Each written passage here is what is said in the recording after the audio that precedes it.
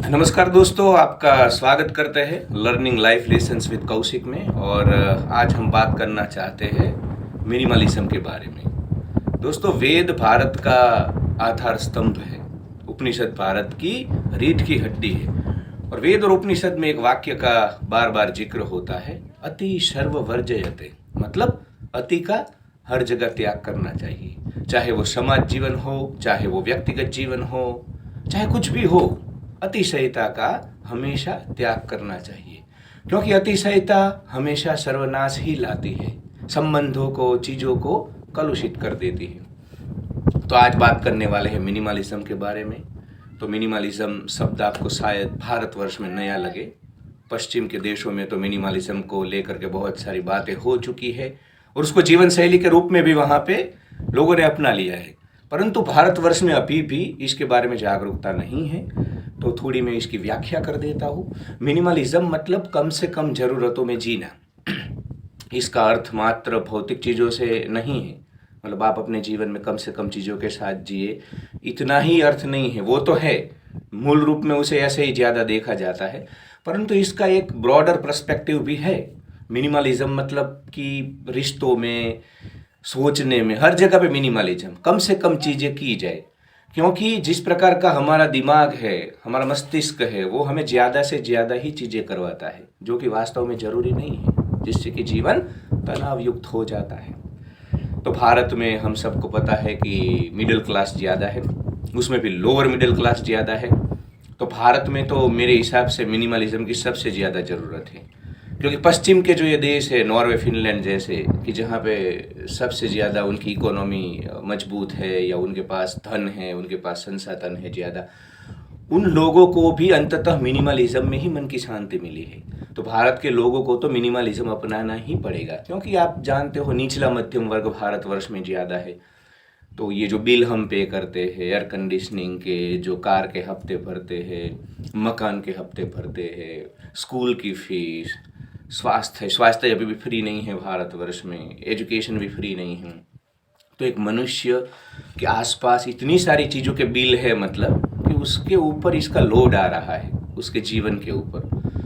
तो ये कहीं ना कहीं मिनिमलिज्म भारत में सबसे ज़्यादा आवश्यक है, क्योंकि भारत में अगर मिनिमलिज्म नहीं आया मध्यम वर्ग में, तो तनाव बढ़ना ही बढ़ना है। और हम सबको पता है, WHO का जो रिपोर्ट आया है, भारत सबसे डिप्रेस कंट्री है। हर चौथा मनुष्य क्लिनिकल डिप्रेशन से पीड़ित है भारतवर्ष में। तो आप समझो मनुष्य मानसिक स्वास्थ्य की क्या स्थिति है भारत में।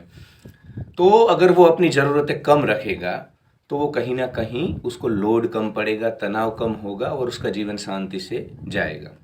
जिन लोगों के पास संसाधन हैं, जो कि रिच लोग हैं, उनको कोई हम ये सीख नहीं देते हैं मिनिमलिज्म की। अगर उनके पास एक निश्चित इनकम है तो वो अपना जीवन जी सकते हैं, क्योंकि अगर इनकम है और कुछ न करना, ये भी कहीं ना कहीं जीवन को नीचे ले जाने की बात है। पर मैं आज फोकस कर रहा हूँ लोअर मिडिल क्लास के ऊपर। तो लोअर मिडिल क्लास को कहीं ना कहीं सोचना होगा, क्योंकि अगर वो जो पैरामीटर्स खड़े कर दिए हैं सोसाइटी ने जमाने के, उसको ही अगर वो मीट करने की कोशिश करेगा ना, तो थक जाएगा। तो उसको कहीं ना कहीं अपने जहन में जा करके सोचना।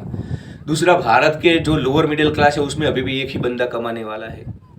दूसरे देशों में तो पूरा घर काम करता है, महिलाएं करती है, एक उम्र तक बुजुर्ग भी करते हैं। भारत में कमाने वाला एक होता है, खाने वाले 5 होते हैं। यही हमारी सामाजिक व्यवस्थाएं हैं।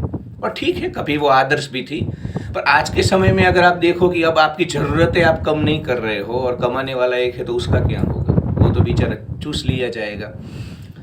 तो कहीं ना कहीं इस चीज़ को भी हमें करेक्ट करना होगा कि जो कमाने वाला एक है, तो खर्चे भी कम करने होंगे अगर नहीं करोगे। दूसरा, एक सोसाइटी का प्रेशर है, एक पीयर प्रेशर है कि अच्छी से अच्छी कार होनी चाहिए, आप मतलब साल में 2 बार घूमने जाने चाहिए। अब तो फॉरेन ट्रिप का भी कहीं ना कहीं ट्रेंड है।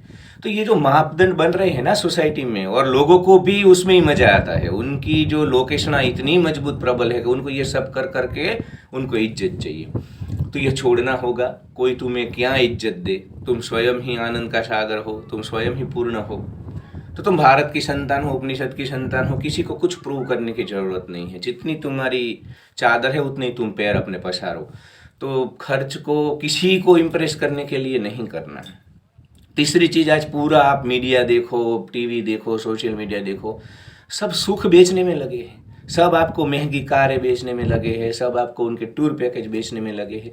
तो कहीं ना कहीं सुख बाहर है, ये बहुत ही बड़ा प्रचार हो रहा है पिछले 10-20 साल से, बहुत ज़्यादा। पहले भी था, 50 वर्ष से ही हो ही रहा है जब से पूंजीवादी व्यवस्थाएं है, पर पिछले 10-20 साल से तो बहुत ही मतलब जहाँ का पूरा जो ये जो आपकी आंखें है ना, इंद्रिय जो सुख है उसको ही परोसा जा रहा है। तो इंसान अगर सोचने वाला नहीं है, थोड़ा गहरा नहीं है, तो वो तो कभी समझ ही नहीं पाएगा। वो तो बेचारा ये सब चीज़ों को ही सत्य मानेगा और उसमें मतलब खो जाएगा, और ये सब पाने के चक्कर में वो कुछ नहीं पाएगा। भारत का अध्यात्म भी कहता है, मैं भी व्यक्तिगत तौर पे कहता हूँ कि बाहर कुछ भी मिल जाए वो क्षण भंगुर है।